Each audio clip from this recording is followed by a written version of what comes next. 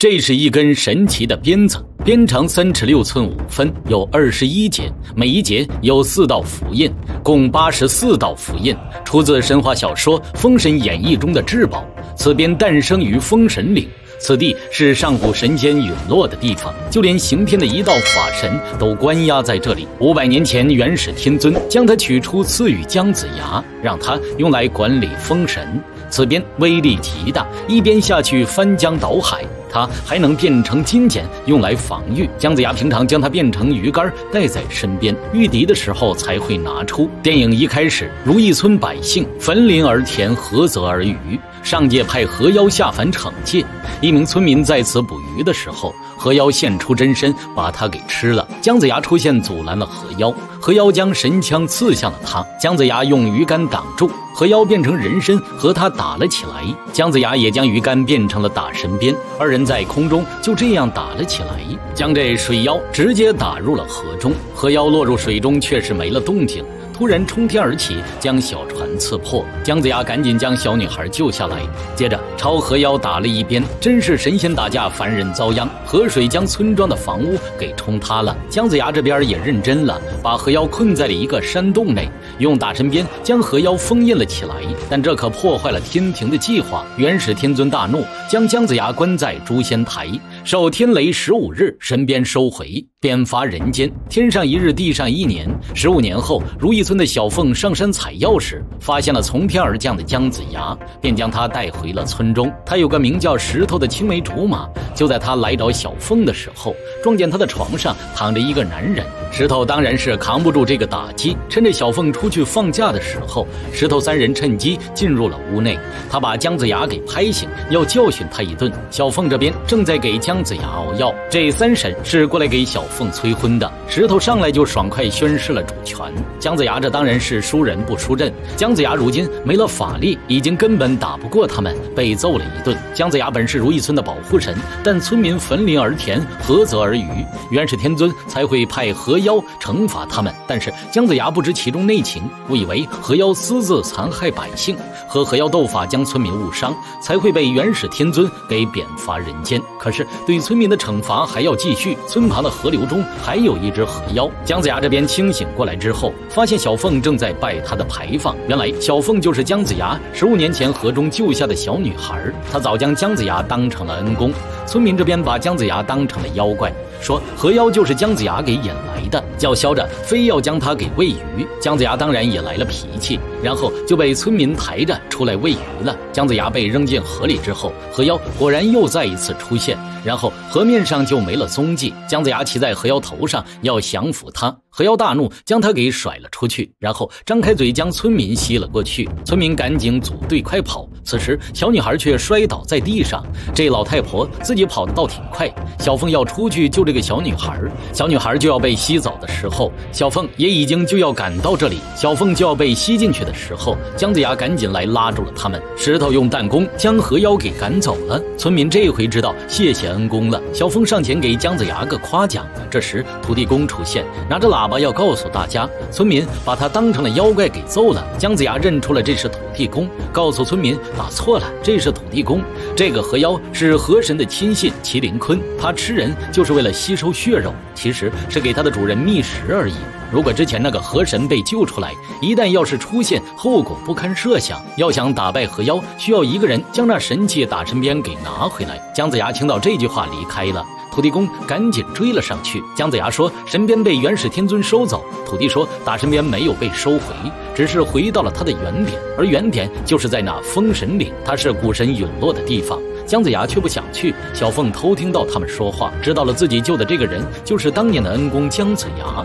他晚上来找姜子牙谈心，石头这里却是真被刺激到了。小凤给他讲了这些年的经历，不得不说这小姑娘挺漂亮的。姜子牙要求小凤替他保密，小凤倒是痛快答应，但是石头他们知道却知道了。姜子牙突然觉得心好累，小凤姑娘却是开心的很。河神虽然还是在被封印中，但是土地公公还是算出了河神正在冲击那个封印符咒，如果他冲出来，全村人都要死。小凤愿意去取回大神鞭，姜子牙被他所感动，要跟着他一起去。土地公公先打开了传送之门，然后郑重将村民托付给了他。姜子牙安慰土地也要小心，姜子牙直接进去了。小凤这边最终也是放心不下，石头不放心小凤也跟了过去。土地公公劝大家冷静一点，为他们三人争取更多的时间。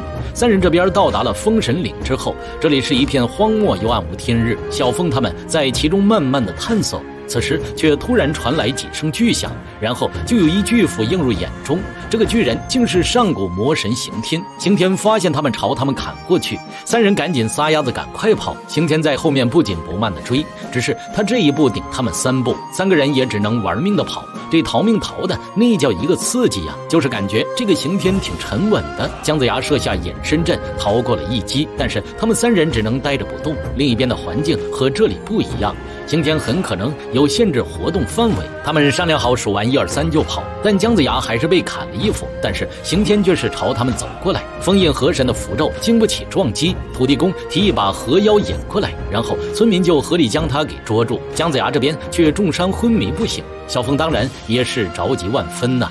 这时却出现了一位白衣仙女，白衣仙女问小凤愿意救她吗？这仙女和小凤长得一模一样，用血供之法将你的血液渡给她。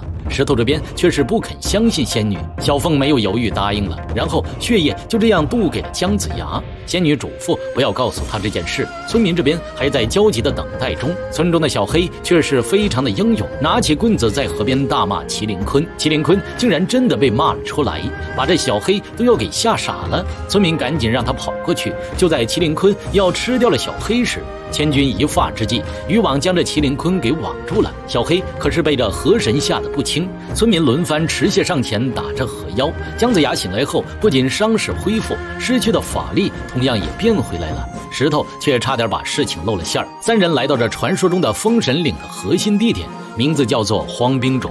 姜子牙说道，想要拿到神器，必须通过古神设置的考验，如果通不过，就会陨落此地。当年天尊成功的拿到打神鞭，给了姜子牙，然后又收回了他们脚下的就是轮回石，能够真实反映内心的一切。姜子牙看到的竟也是小凤，这可着实把姜子牙给惊着了。古神出现，将他带到了幻境，姜子牙却是不服对他的惩罚，他进入了15年前的幻境里，看到和河神打斗造成的伤害，他还见到了自己的初恋，就是之前的白衣女仙。